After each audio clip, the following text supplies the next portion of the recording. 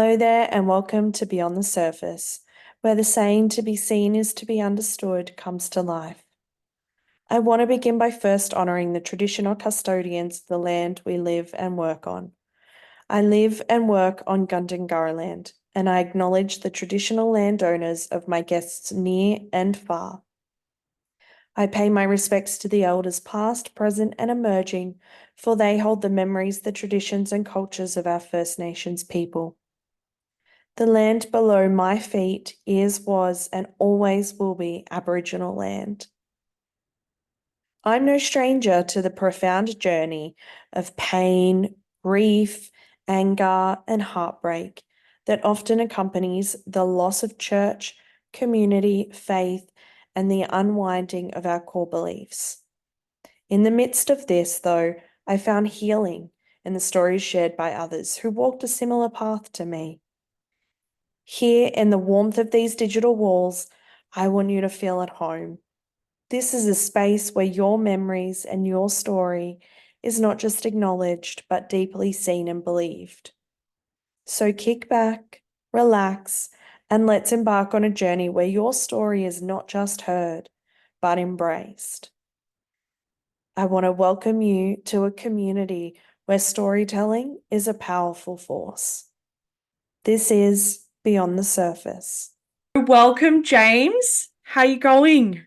Oh, it's going, I It's guess. I don't know. I'm good. I'm good. How are you? I'm good. Thank you for joining me. What part of the US are you in? I just realized I didn't ask. Yeah, so I currently live in Connecticut. Okay. I was living in New York City for a while, Mm, and I will be moving to Massachusetts very soon okay. for a reason that I cannot reveal yet. Exciting things to Yes. come. Hmm. Um, Okay, so I obviously know you from Instagram and your fabulous Theology Queen account. But tell us a little bit about where your story starts. Well, in May 1990, my mom gave birth to me. No, just kidding. Amazing. Um, Yeah. I was 1991, so reveals I'm my not age. far off. Oh, okay. Were you team Taurus? Yes, Okay, perfect. absolutely. We Yeah. love. Yeah. Okay. No, I guess so. Yeah, because Yeah. I was baptized when I was 1 month old. Brought me into the church. I was one of those babies who, did not consent, but I mean it worked out, so Mm. it's like fine for me, whatever. Um and I was part of um I would say that the people there would probably describe their church as moderate, and in Mm. retrospect, I would actually describe it as like quite conservative. Okay. Um, it was technically not an evangelical church. It was and still is a church in the United Church of Christ, Okay. which had evangelical leanings, I would say. Um, and I was ousted from that church Okay. during my ordination process. Is this like going like too deep too soon? It's fine. That's okay. Okay. I don't work in a chronological manner, so we can just loop back and forwards.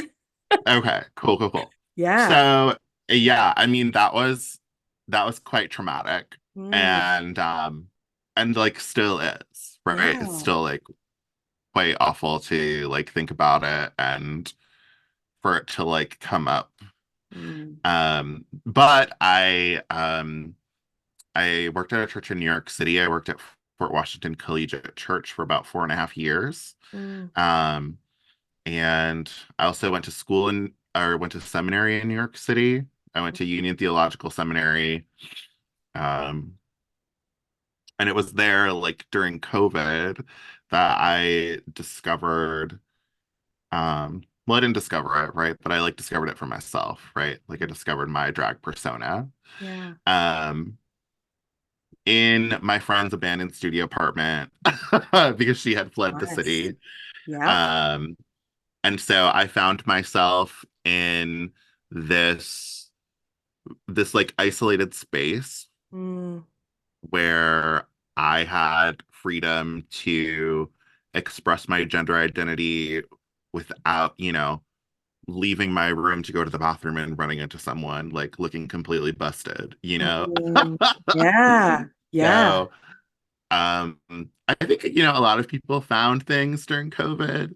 Mm, And like for me, I found makeup and I found drag.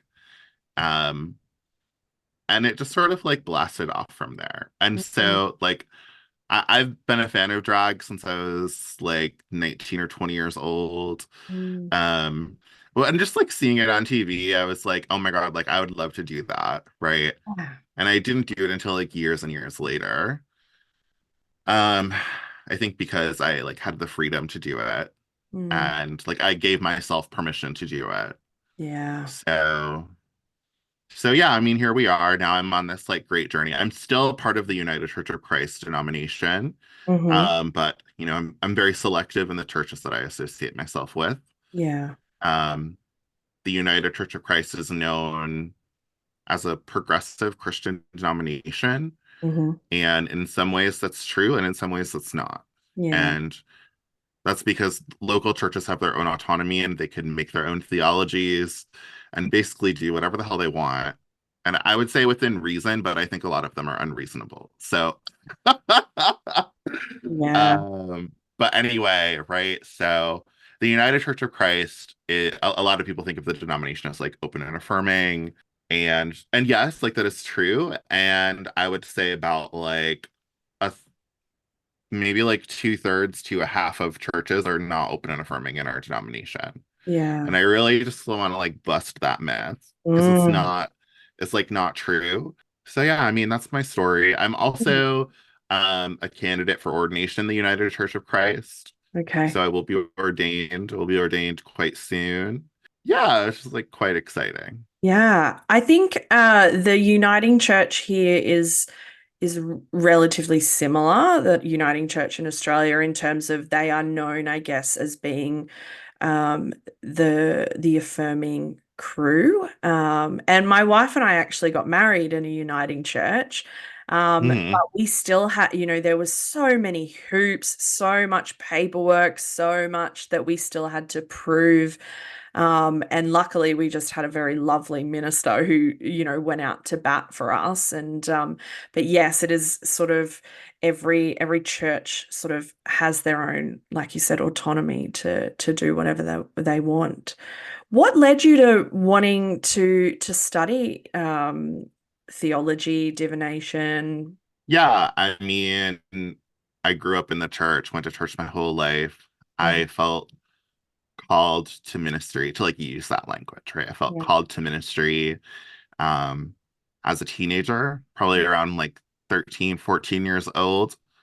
Um and so it was always something that like I sort of felt. And then like college happened and I explored some different avenues. Mm, So I ended up studying anthropology and I got a bachelor's degree in anthropology and a master's degree in forensic anthropology. wow. Um, and then I said, actually, I don't want to do this anymore. Let me like rediscover Yeah. that call to ministry that I had when I was, a Yeah. teenager, which I did. And I applied to Union, got in. I graduated from BU. I went to Boston University School of Medicine. I Mm, graduated in January 2018 and I started seminary in August 2018. So it was like not wow. very, did So not wait. quick. Yeah. Hmm. Goodness.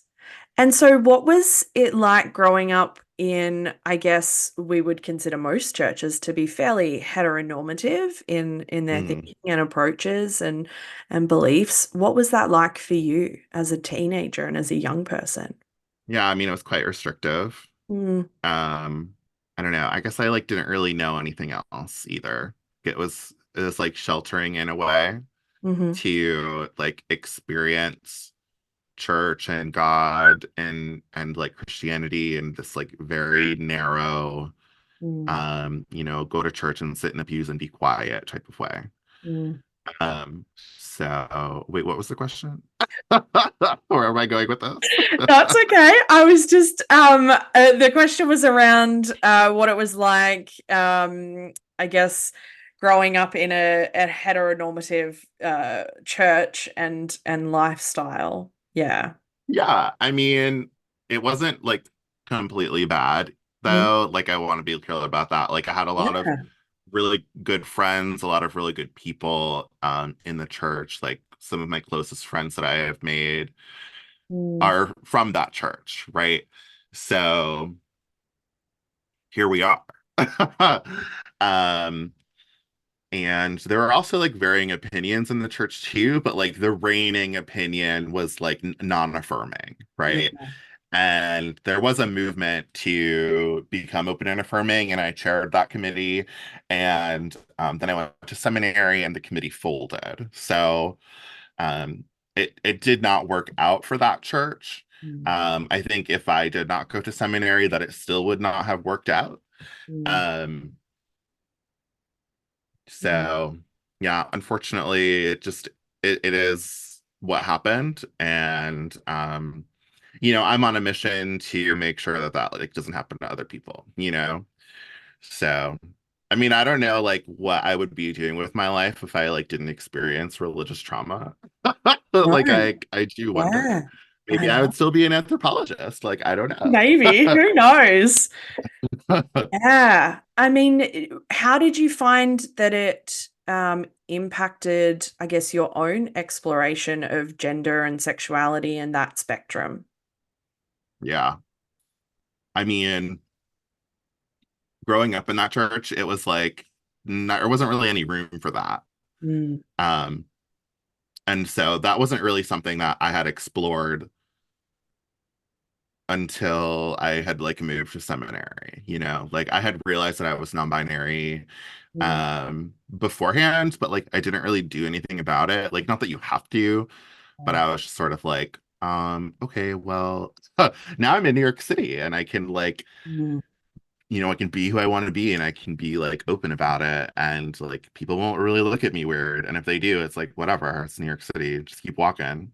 Yeah. Yeah. I mean, to us over here in Australia, New York City would be huge. So, I mean, but it is a little bit like, I mean, I even find when I would go to Sydney, and Sydney is obviously probably would be our biggest city, you do have a sense of like identity freedom almost because Hmm. nobody really knows you. Whereas, smaller towns are a little bit harder to navigate that in, right? Hmm. Yeah. Yeah. What was it like for you exploring that just internally for you, aside from everybody else, exploring the spectrum of gender Oh. and sexuality? Yeah, it was very freeing, like liberating Yeah. for me. Um, it was also fun, you know? Yeah.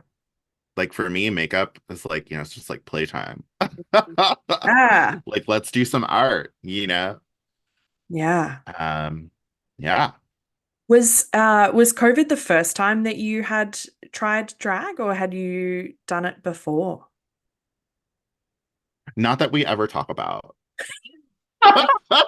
Okay, so there's no like hidden photos or videos that we need There to find. there is a photo. There's a photo of me freshman year in college. I don't know where this photo is. I've tried to find it. I remember it Hmm. existing and it's just not there. Right, Um, so right. So if someone has that photo, we need the photo.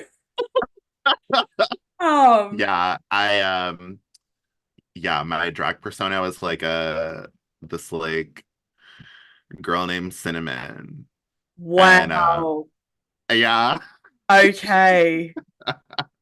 And Yeah, I was at this like small undergrad college and they had like a drag ball in the like gym and there were like maybe like 15 people, but it was like fun, it was like fun, you know. yeah, But there weren't, I mean, I wouldn't say there were like any actual drag artists there at yeah. the time. Not as they exist today, right?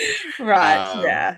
yeah, I would think of it more as like a gender bending like extravaganza Right. Okay. um than like a drag ball. But I mean, what's really the difference there, you know? Yeah, I mean the line is fine, right? I mean, so what was seminary like for you? Oh, oh God. I mean, where to begin? I mean, it's very enlightening.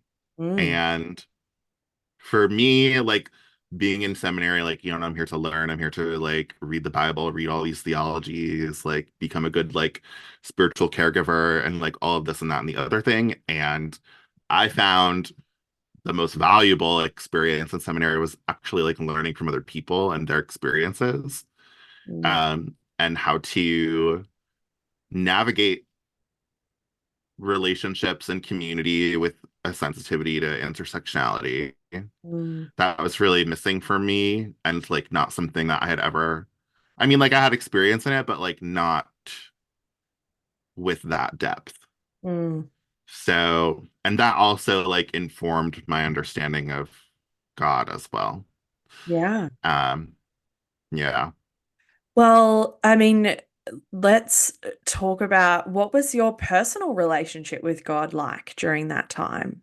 During seminary, Yeah. um, it was, I would say like the one of the most significant things I learned was that the relationship that we have with God on like an individual basis, and in Christianity specifically, is a subjective experience.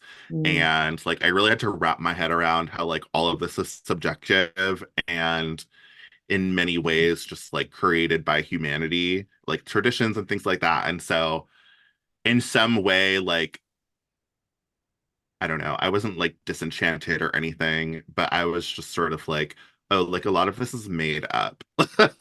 Like it felt very much like that. yeah. Um, and I mean, like a lot of it is like a lot of it is made up. Yeah. And I mean, if we look at like the infancy narrative of Jesus, like there's a really like substantial argument, and like I tend to side with it that like that's not even historical. It's just like in there, to like frame the person of Jesus. Mm. So also like reckoning with the Bible too is like quite an adventure, quite fun in my opinion. Um I'm not sure I would have described my wrestling with the Bible as fun. Goodness. I mean, particularly when, I would assume that you were raised in a way that the Bible is inerrant and the Word of God. And did you grow up with like a literal translation of the Bible? like kind of, Okay. but also no. Right. But like I like my tradition was kind of more like, yes, like some parts of the Bible, like you got to follow it. Some parts are literal, some parts are metaphorical, but that was really it, you Okay. know? And so I had a little bit more of like a fluid understanding of the Bible, but Mm. like still in a way that like this is the authority, Yeah. especially in my tradition, which is like a Protestant tradition that's like very much Bible. Yeah. So in some way it existed as this like very scary thing that I never really knew how to approach. Mm. Didn't really know like what to do with a lot of the things in there. Like I would go to Bible study and I would like try to make meanings of things, Mm. but it wasn't really ever that helpful. Yeah. Yeah. Like when you go to seminary, it's a whole other ball game than like your Yeah. traditional Bible study. Yeah. It would be like on steroids, I would think. Like Hmm. Bible study on steroids. That's not a statement you hear every day. Um, so why fun? Why would you describe that exploration as fun? You know, it's like the Bible is not as scary to me as it was before. Yeah. Um, and like also taking like the subjectivity piece to it, like it only has authority and meaning because we have given it that. Do you know Yeah. what I mean? Yeah. And so like I was able to grasp that. Mm. And so then it's like, okay, so like what do we do with it? What do we do with it? Right. Mm. And someone in seminary, and this is again like learning from peers, learning from people that I'm learning with, Someone had said that the Bible is a sacred yet problematic collection of texts. Oh, I And I like was like, you're absolutely right, it is. that. hmm I like that. That's a good phrase. Yeah, yeah. I think it's like completely accurate. Yeah. And it also like gives, I don't know, it like validates how I have felt this whole time, you Mm, know?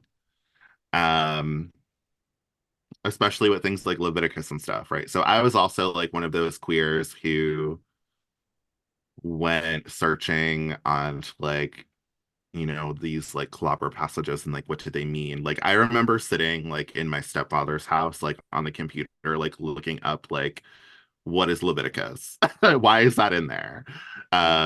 Like what's up with Romans 1? Like why does it say that?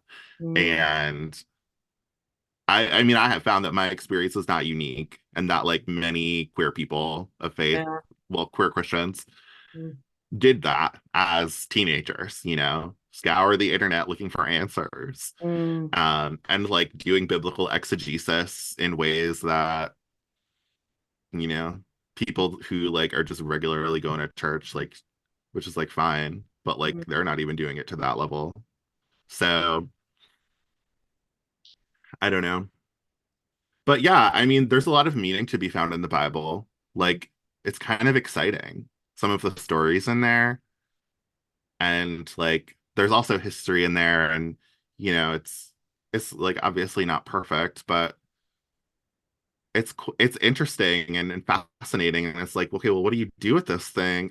Yeah. Yeah. Absolutely.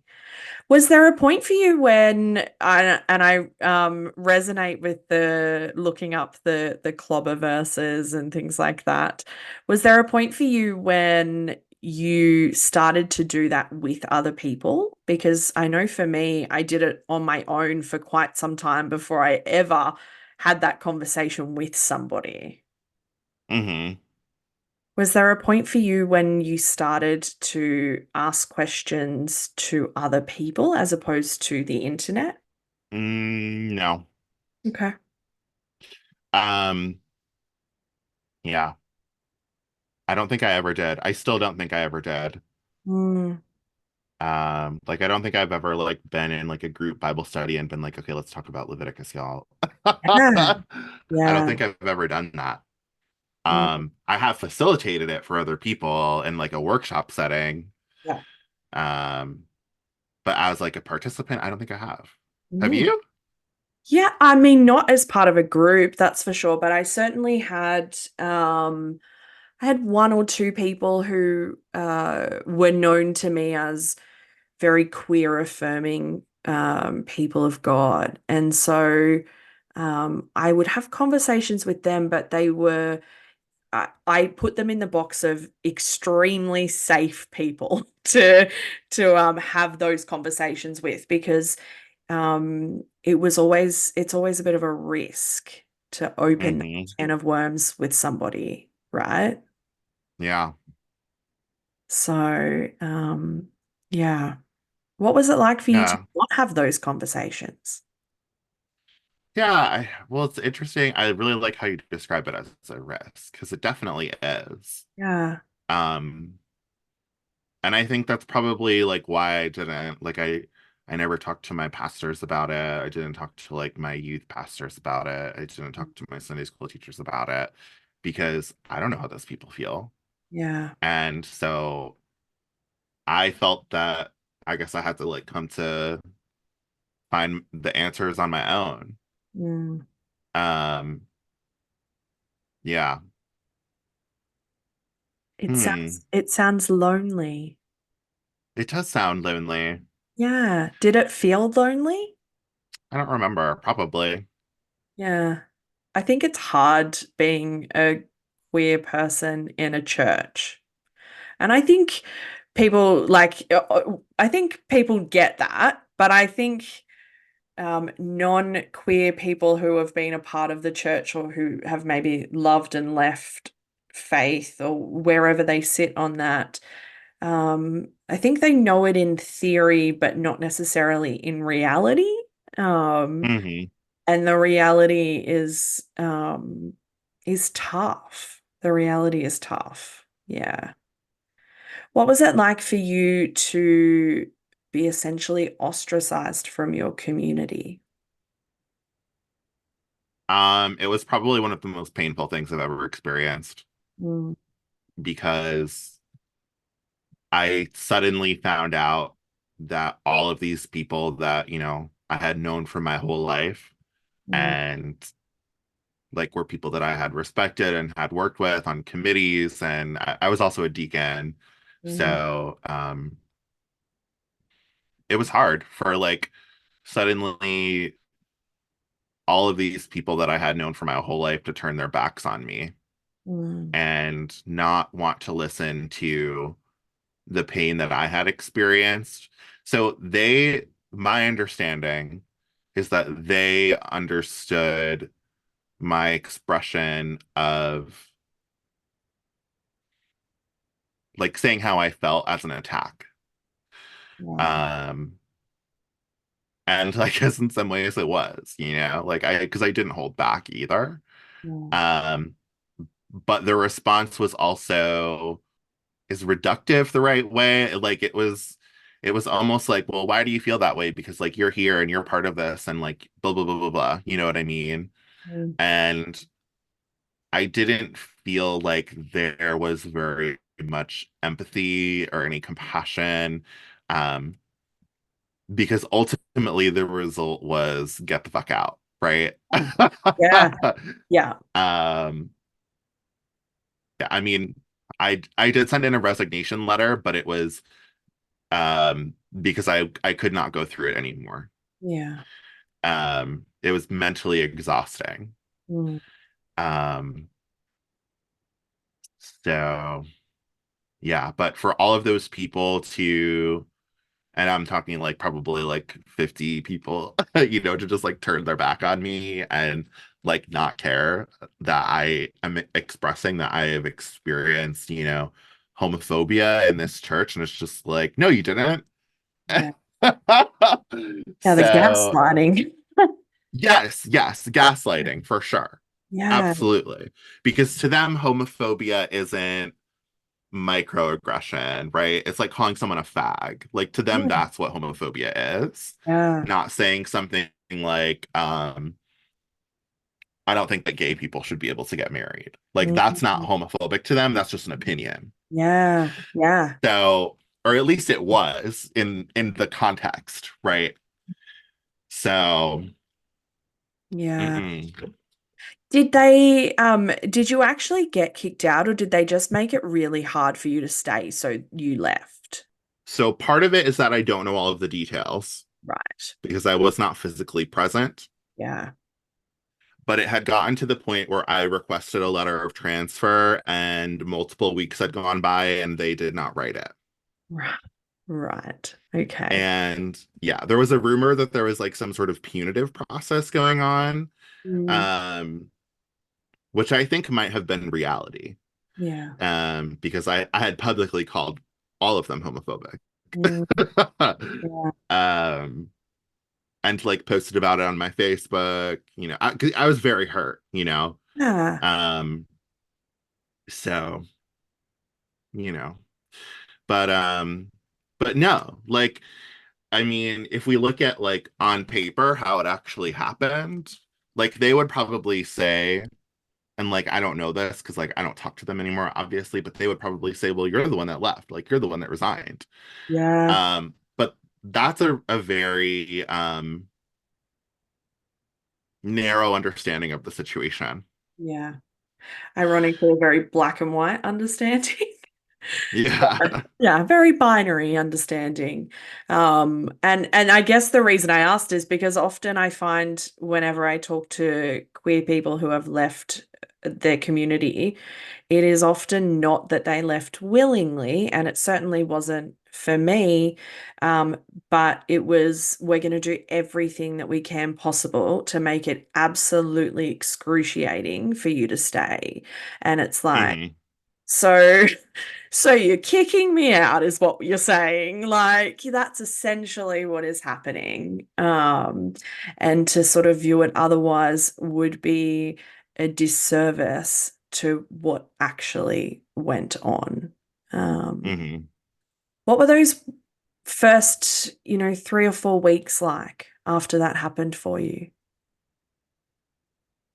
It was very scary. Yeah. Like, I didn't really know what was going to happen. I didn't know if people were going to, like, I don't know. I almost felt like kind of paranoid, Mm, honestly. Yeah. I think I'm just going to leave that there. I felt paranoid. yeah. And like, I shouldn't have. Like, why? And not to like gaslight myself, but like, it's wrong that I was feeling that way, because I was wronged and traumatized. Yeah. Yeah. Um, like, I didn't know what else was going to happen to me, um, because so much of it was out of my control. Yeah. How long was this before um, Marge came into the story? So, not that long, honestly. Wow. Like that, a lot of that happened the summer after my first year in seminary. And I discovered Marge maybe like a year later. Oh, wow. Yeah. Okay. So what Hmm. was that year like in between? It was a lot of figuring out if I really wanted to be a pastor still, Yeah. because the church had essentially betrayed me. Mm, And not just like that church in particular, but also in retrospect, I didn't have a lot of support from the actual denomination. mm, I didn't have support from conference ministers. I didn't have support from the committee on ministry that was in charge of my ordination. Um, it was a lot of, well, our hands are tied. And, they would cite things like church autonomy, right? Um, which is just bullshit. When yeah. people act like they can't do anything, um, and that they're just gonna like let things happen to people Mm, and allow people to be hurt and bullied yeah. by like grown adults. And yeah, it's disgusting to me, honestly. Yeah. And I had worked with one of my mentors on that during my internship. And I was like, listen, like, I don't even know if I want to do this anymore. Mm, Like, I'm a pretty good academic. Like, maybe I should just become a professor. yeah. Um, but instead I became a drag queen. So and I'm still on track to become a pastor. Yeah. Okay.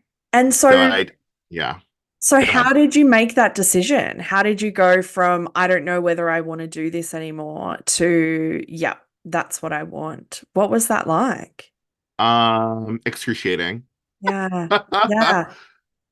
Especially because like I had felt the call to ministry, like local church ministry as a teenager, and here Mm, I was as like in my late 20s being like, okay, well, this has been 14, 15 years of thinking that this was eventually going to be in the cards for me. And like maybe it wasn't, right? yeah. So, Yeah, because I mean when I speak to ex-pastors, I have this conversation which is like this is often not just seen as a job or a career, it is like a calling and a purpose, and it's less about just something that you do and more about who you are. It's an identity thing, right? mhm, Yeah. absolutely. So, if in that year, I would imagine you're not just wrestling with whether you want to do the job of a pastor for the rest of your life, but whether you want the calling and the purpose of pastoring for your life. Hmm. And they're two different things, right? Like they're not like they're obviously connected, but they're different also. Mm, hmm. So did you have a moment where you realized, or was it a bit of a slow burn? It was it was like falling over a waterfall and then going through rapids and then eventually like finding a steady stream. Right. I love that. I'm just picturing it. And I'm picturing you doing it in drag for some reason, which just looks way more fabulous. Um, okay, so tell us about Marge and how she came about. There's this book by Molly Finney Basket called The Real Good Church. It's a book about church revitalization. Mm, And she wrote about how their church, First Church Somerville, did a drag gospel festival every year. love that. And, me as like a queer minister, like, or becoming a pastor, I was like, I want to do that someday. Like, I want to bring in a drag queen to church, Mm-hmm. not thinking that I would be the drag queen. Yeah, yeah. Surprise. Um, and so yeah, I mean it's become this thing where like I go to different places and to different faith communities to like speak or to lead worship or to do a workshop, and it's quite exciting. I really love it. Yeah. And I think that that is like, in addition to local church ministry, I think Mm. that is a calling. I think drag is a calling for me, um, like a spiritual calling, Yeah. in a way that it's not just like, I don't know, it's not just about like the fun for me. It's also about like addressing a lot of like the kind of shit that people go through, in church, where it's like you have to behave in a certain way, you have to dress in a certain way, you have to talk in a certain way, Mm. don't be faggy, dress conservatively, don't talk about this in church, don't talk about the gays in church, Yeah. right? Yeah. And when Marge shows up, it's like all of that goes out the window, you Yeah. know? Um, and so it does something to the foundation of the church as well, because the church is very much built on the foundation of gender norms. Mm-hmm. And so it's quite challenging for a lot of people. Um, Mostly straight people, right? I But was like, I'm pretty sure there's a sector of the people that might find that hard. yes, yes. Yeah. Like, people who are used to like traditional church, like you behave in a certain way, you show up in a certain way, you dress modestly, you do this, that, and the other thing. And that those rules that we have about church, Mm. they're harmful to people. And they're not just harmful to queer and trans people, they're harmful to straight people too. Yeah, And absolutely. so Marge is on a mission to facilitate spiritual healing for people. Yeah. And to say, those rules, like, forget those rules. We're not doing those rules today. We'll Yeah. do those rules next time when Marge isn't here. Mhm. Yeah. And so, how did you choose the name? Ah, well, I really like the name Marge, and Marge's actual name is not Marge Erin Johnson, it's Marge Erin Spread. Right. And because that's Nice. infinitely funnier, but it's Yep. also kind of naughty. So I changed it to Johnson to like tone it down. Okay. But if I ever go to the club or like a bar or something and perform, I will perform as Marge Erin Spread. But if Okay. I'm in church, I'm Marge Erin Johnson. I love that. I love that there's like a tame and a feisty version almost.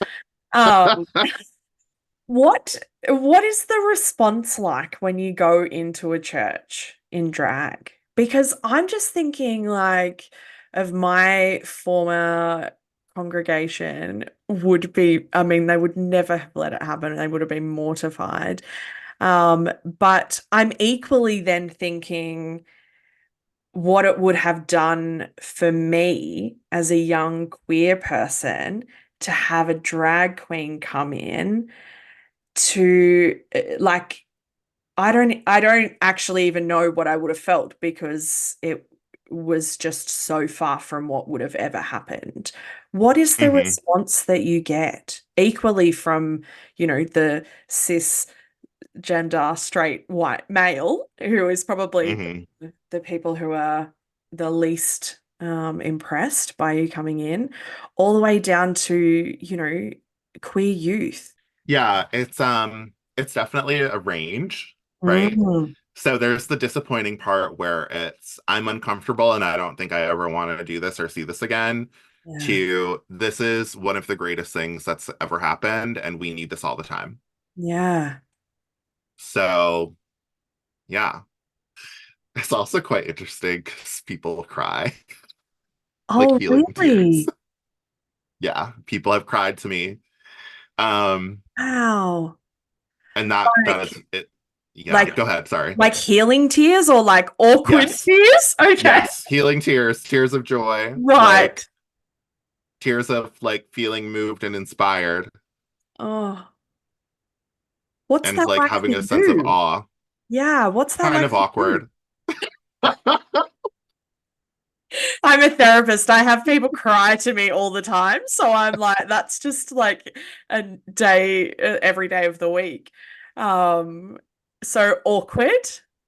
Yeah.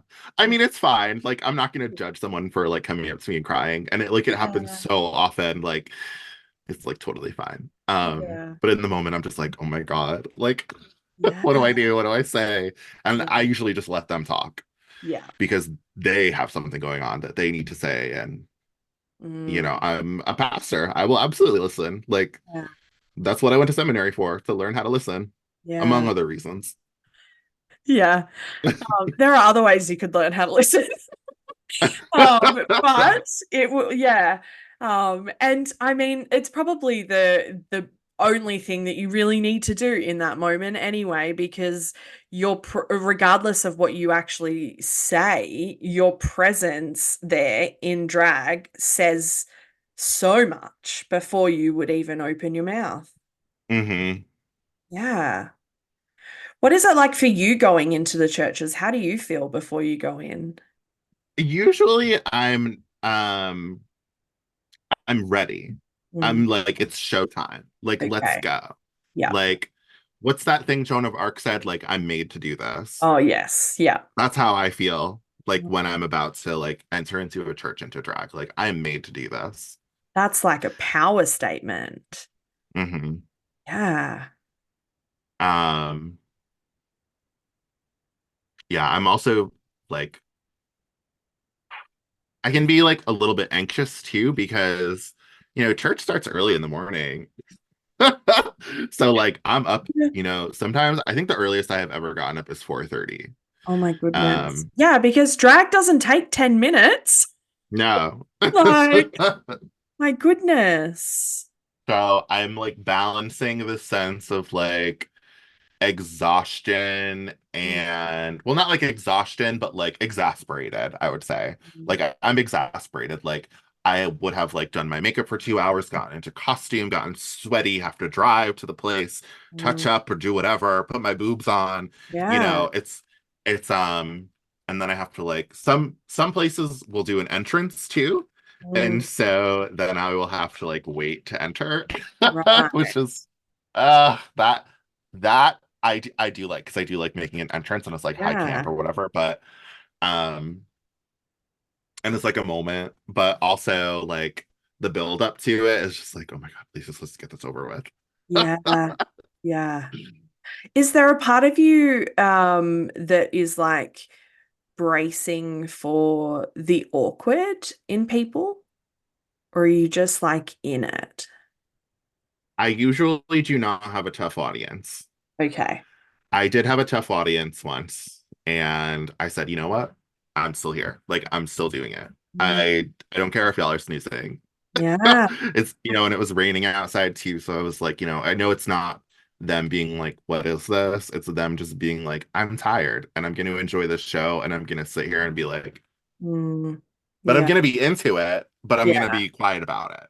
Mm, So to me, it's very much a performance. And I was also a theater kid, so like one of the things that I learned was you got to have high energy. You got to give the energy. If you're not giving the energy, you're gonna lose them. mm, So, um, so yeah, the one time I preached and it was a snooze fest, but it was okay. Like, people weren't like this was awful. They mm. very much loved it and appreciated it. They were just tired. Yeah, it's Sunday But morning. drag, Yeah, yeah. But But right? drag is very much about like a give and take too. Yeah, So I know that there's like this perception that like you're the most powerful creature, and like RuPaul's Drag Race is like very much informed that narrative. yeah. Um, but if the give and take is not there, where Mm, it's like, oh my God, like Marge, you're fabulous, and I'm like, oh, thank you, like so are you. Like if that's not there, then it gets harder to keep up the personality. yeah, Um, but it's doable. It's still doable. yeah. I had someone describe it to me as a little bit like the audience portion of like a stand-up where like you need that back and forth to it's like energy or fuel or something that that is thrived upon almost. So Yes, yeah. I Um would say absolutely. To me, it's better than sex.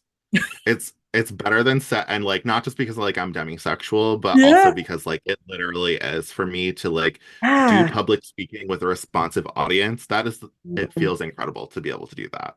Yeah, I mean I used to do musical theater all through my teenage years and early 20s and I will still say there is nothing like a crowd clapping and cheering and enjoying what you've just done. There is, there is no I think that's the ultimate dopamine hit, really. Um where is your sense of spirituality and faith now? Now that Marge Yeah. is in the world? Yeah, so like I'm very much a Christian, Yeah. and I also have like some of my own spiritual practices too. So like it's very common among like queer people of faith to do, and especially like non-binary people to do divination. Yep. So like I have spent time learning tarot, which was also like a family thing for me, Yep. like a family tradition. And I also spent some time studying mediumship as well. Mm, Um, and right now I'm working with someone to study necromancy, which is like, wow. wow. Yeah, it's very interesting. Yeah. Um, Explain what and that is for people who don't know. so necromancy, it's just like this word for communication with the dead. Yeah. But in a broader sense Mhm. than what people are used to with maybe like evidential mediumship. Mhm. Um, and also communication with like God, right? So I have a goal in my necromancy practice to like be able to receive information from like whatever, you know?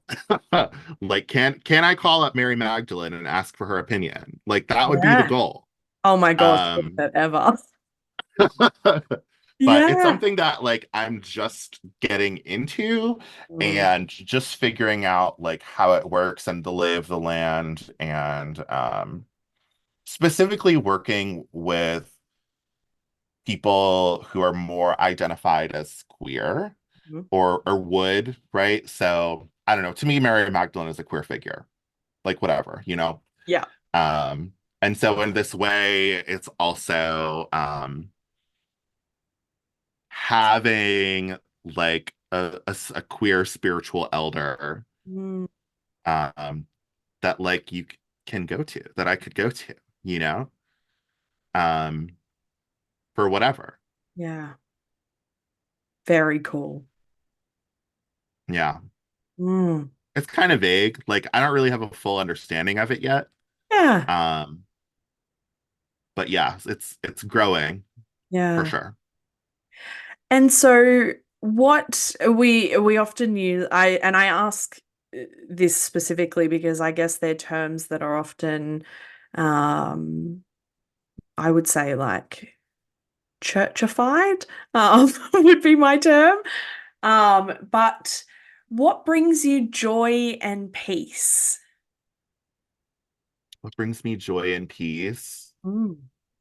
Like being by myself. Yeah, me too. I love that. How great was I want to preface by saying that I know that it was not actually great in reality, but how great was lockdown and not having to go anywhere, and like that was a perk Mhm. that I very much say knowing that it was obviously for awful reasons. But yeah, being by yourself, I love that. Mhm. Mm. Yeah. I mean, that was like introvert Olympics. Yeah, absolutely. I've not heard it described as that, but that is a good term. Goodness. I mean, therapists largely, I think m most therapists are fairly introverted by nature. And so we were just like loving life. Like, this is great. So being by yourself brings you joy and peace. Anything else? Hmm. No, no, I'm just kidding. Um, I don't know.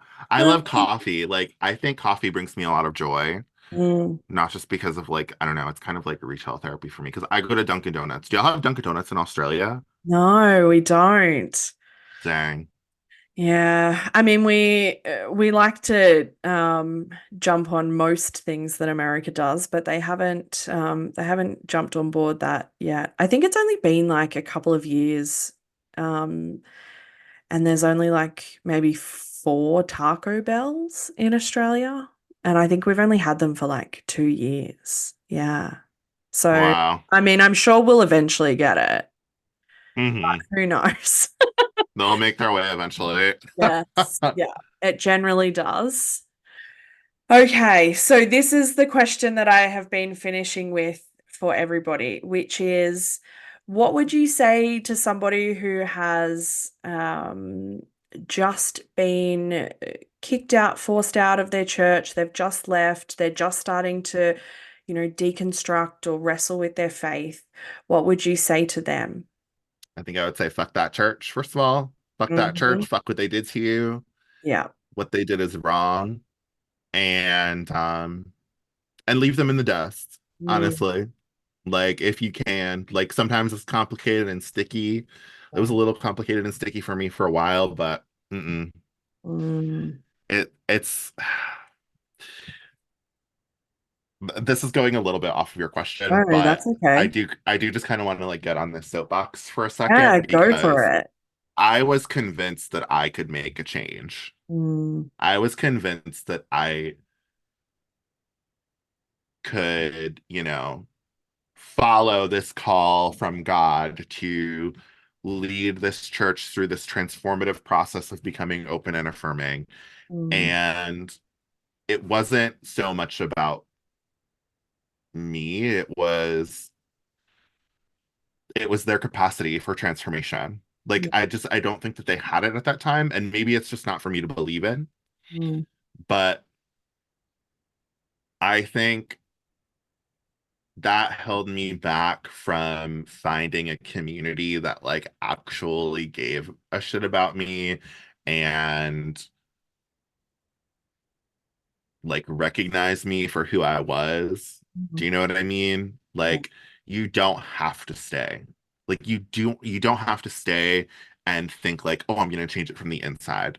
You yeah, don't have to do that. That's not your responsibility. yeah. Um you're just an individual. And like if there's a group of you, that's great. Like at the end of the day, why change a place that's not affirming and like isn't interested in becoming affirming when you could just go to another community that's Mhm. already affirming? Yeah. So I wish I gave myself permission to do that. Mm, Um, but if someone has already left, you know, give yourself time and like don't think that you have to have it figured all mm, out or anything like that. Don't think that you have to go to another community right away either, because you don't. Um, Go to therapy. mm, And like if you have the privilege to be able to go to therapy, like please go to therapy. mm, Um, and I would also say, I don't know if I would say this like on the first time, but maybe in the second or the third conversation, I would probably say prepare yourself to lose more than you think that you've already lost. Because a church can very easily, and for me it was like this, it was the center of my life. Mm. Um, I was there multiple times a week, you know, and I lost people who, and this was over a period of time. Like, I lost people who were on my side and like still would be on my side. And because church can be so foundational, Mm. um, the relationships that you have with people from that church, that's your foundation of your friendship. And it's gonna be hard when you don't have that foundation anymore. Like it's gonna bring stuff up, right? And Yeah. like, yeah, you could totally trauma bond over like, yeah, fuck that church, whatever. But your healing journeys are not necessarily going to be the same, Yeah. and you might go in different directions. And for me, that was one of the hardest things. And I would also say like be aware of be aware that like it's gonna get, not that it's gonna get harder, but like things are gonna come up that like you don't expect. Yeah. And for me, that was like, even though those people betrayed me, like they still meant something to me. And so a number of them have died. Mm. Yeah. And not being able to go, I mean, I could have gone to the funeral, I could have gone to the wake, but that would have required seeing all of the people who betrayed me. Do you Mm. know what I mean? And also, I would say, like, be aware that those people that are still at the church, that they don't get it. Mm. They don't get it. And yes, in some ways it is willful ignorance. Yeah. Um,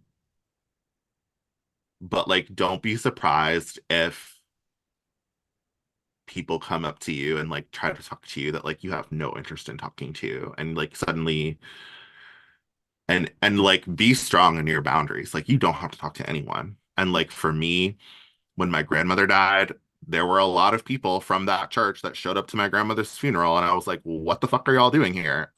Yeah. Like when I was ousted, my whole family left.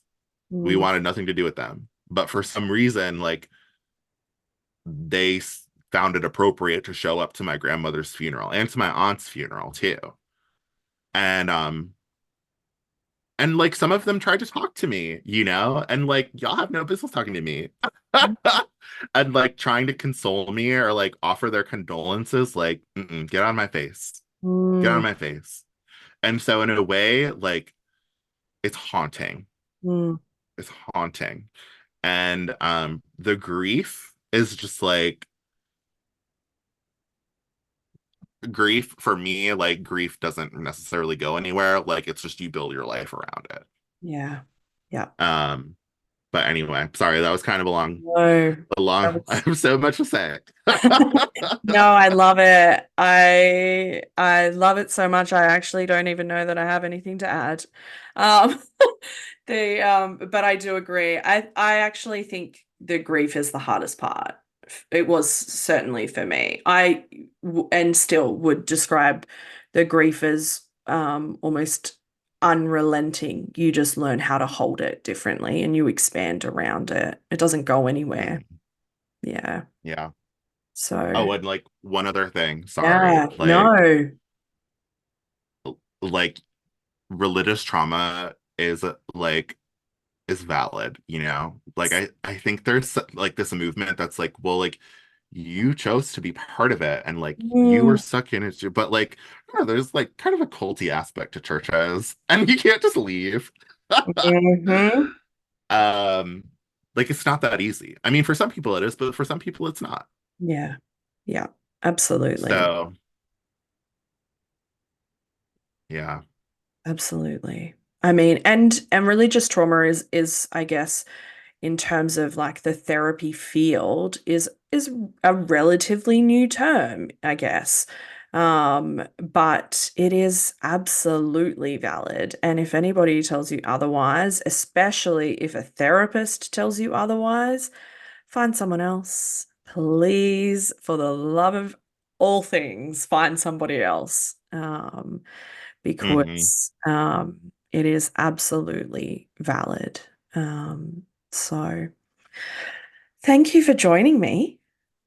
Yeah, thanks so much for having me. This was wonderful. I'm so glad to have met you over Zoom, and I have intentionally like not been public about this side of me, Yeah. and I think I'm ready to not reclaim it, but like to share it, I guess. Like I'm ready to like I'm not afraid anymore, I Mm, guess.